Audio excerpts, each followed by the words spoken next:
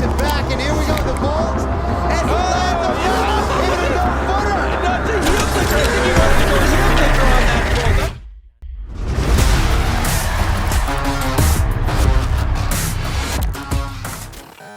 One of the global top-leading energy drink brands, RedBull, has been a force to be reckoned with in energy drinks and sports.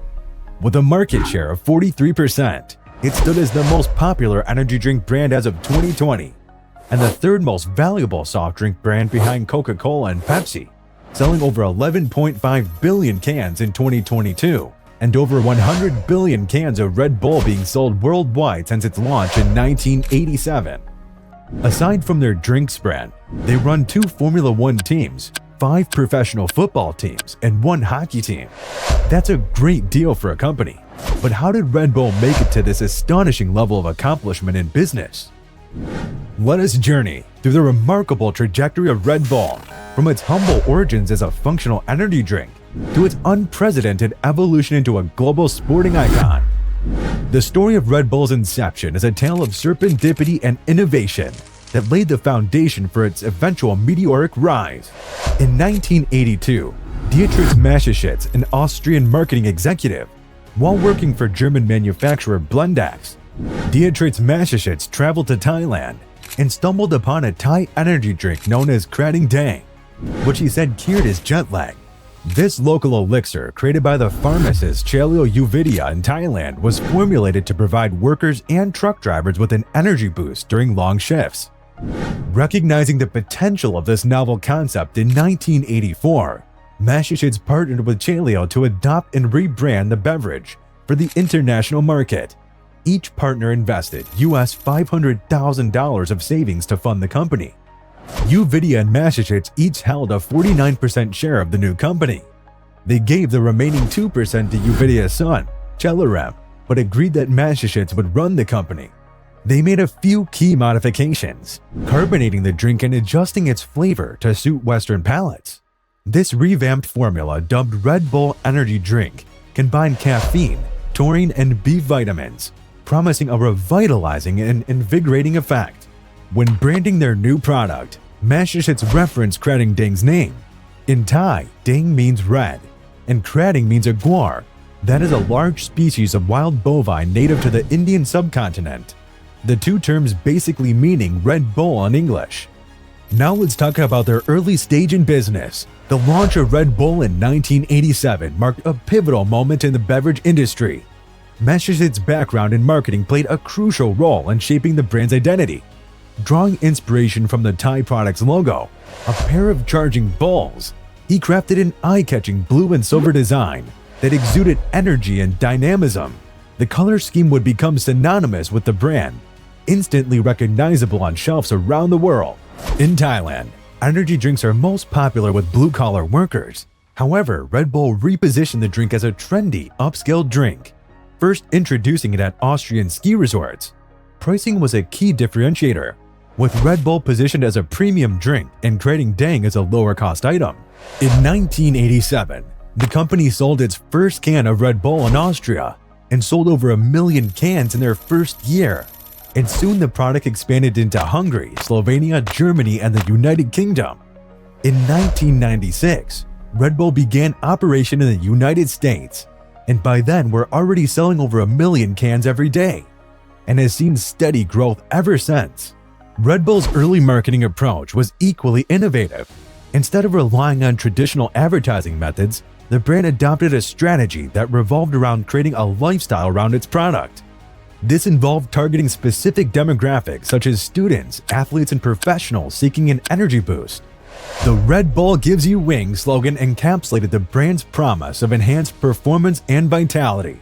Red Bull has generated awareness and created a brand myth through associating itself with extreme sports and adventurous event series, such as Red Bull Cliff Diving World Series, Red Bull Air Race, Red Bull Crashed Ice, and Standout Stunts. Remember the event where Felix Baumgartner skydived from space?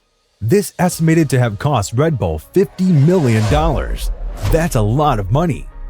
However, it is also estimated that the worldwide news coverage of the event gave them exposure worth over $6 billion. That's a good return on a marketing budget. By sponsoring daring athletes engaged in activities like skydiving, snowboarding, and motocross, the brand aligned itself with the thrill-seeking spirit of its audience. These athletes became ambassadors for the brand, embodying the ideals of courage, passion, and the pursuit of the extraordinary. In addition to sports series, its marketing includes multiple sports team ownerships, celebrity endorsements, and music through its Red Bull Records label. Let us now analyze how Red Bull makes their money and the channels in which they do so. First is through their energy drink sales.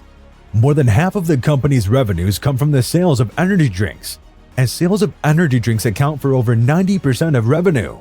A can of Red Bull costs 9 cents to produce and retails for an average of $1.79. That's quite the markup. The company sold more than 7 billion cans in 2019, earning about $6 billion. However, the brand reinvests most of its profits back into marketing campaigns. The purpose of making such a high budget for marketing is to maintain awareness with its customers, thereby boosting its sales and securing its spot as a market leader.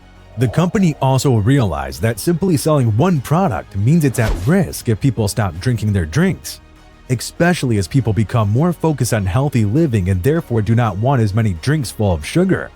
They diversified their business grounds, venturing into sports as well.